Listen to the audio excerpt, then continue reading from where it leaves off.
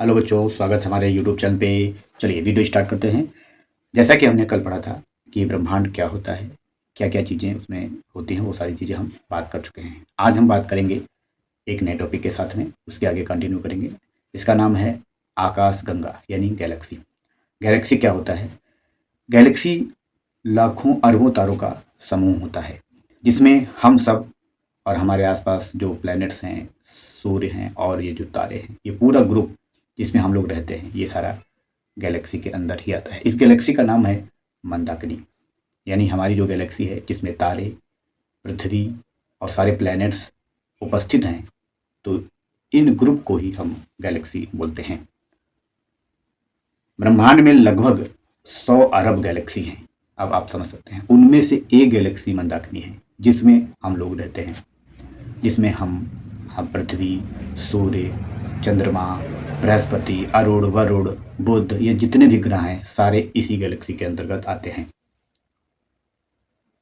अगर हम बात करें इसके अंतर्गत कुछ निहारिकाएं भी होती हैं। अच्छा, निहारिका क्या होती है?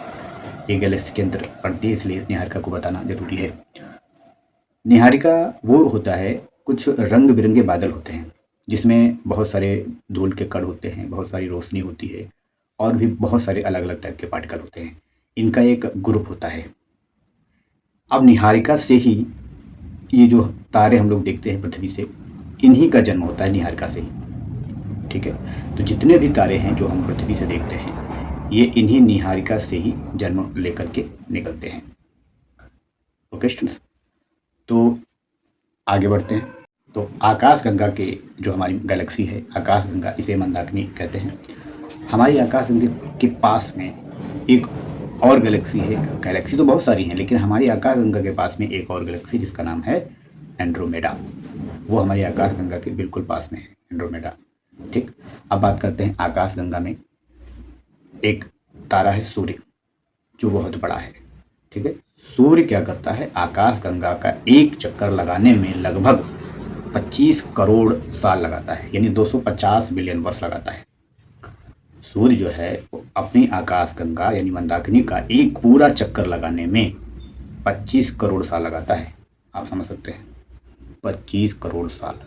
जाहिर से ब्रह्मांड में जो भी चीज़ें हैं वो स्थिर नहीं है, मूवमेंट करती रहती हैं, कर रही हैं और हमेशा करती रहेंगी। ठीक है, तो सूर्य भी आकाश गंगा को लगभग 25 करोड़ वर्ष लगते हैं उसको पूरा एक कंप्लीट चक्कर लगाने में। जैसे एक चंद्रमा को चंद्रमा जो है पृथ्वी के चारों ओर घूमता है, कुछ समय लेता है। पृथ्वी सूर्य के चारों ओर घूमती है, कुछ समय लेती है एक पूरा कंप्लीट चक्कर लगाने में। अच्छा बताइए, पृथ्वी सूर्य का एक चक्कर कंप्लीट करने में कितना समय लेती है? ठीक है, ऐसे ही जो सूर्य है वो आकाश गंगा को एक कंप्लीट चक्कर लगाने में 25 करोड़ साल लगते हैं उसको। ओके स्टूडेंट्स, तो ये आकाश गंगा के बारे में एक संक्षिप्त जानकारी थी आप लोगों को। तो जो भी चीज़ें आकाश गंगा में आई, सारी चीज़ें हमने आप लोगों को बता दिया।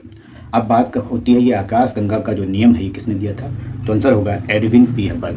एडविन पी हबल एक साइंटिस्ट थे, उन्होंने ही आकाश गंगा का नियम दिया था 1920 में। ओके स्टूडेंट्स, तो जितनी इम्पोर्टेंट चीज़ें थी सारी हम बता चुके हैं। अब हम नेक्स्ट टॉपिक, अगला टॉपिक लाएंगे, तारों के बारे में बताएंगे। ठीक है, हर टाइप के तारे के बारे में हम बताएंगे। तारों के जन्म के बारे में हमने सारी बातें इस वीडियो में की कि तारों का जन्म नेबुला से उससे होता है, निहारिका से होता है, क्योंकि निहारिका रंग बिरंगे बादल होते हैं, उसमें धूल के कण वगैरह होते हैं, लाइट होती है, ये सब मिला करके निहारिका बनती है। इन्हीं में तारों का जन्म होता है। जैसे हम पृथ्वी से देखते हैं बादल सफ़ेद होते हैं, वो बरसात करते हैं, वैसे ही अगर हम अंतरिक्ष में पहुँचे तो बहुत सारी निहारिकाएँ हैं, वहाँ वो रंग बिरंगे कलर के होते हैं बादल, और उनसे तारों का जन्म होता है। ठीक है, तो अच्छे से समझ गए निहारिका क्या होता है। चलिए, ओके स्टूडेंट्स, मिलेंगे नेक्स्ट वीडियो में। Thank you.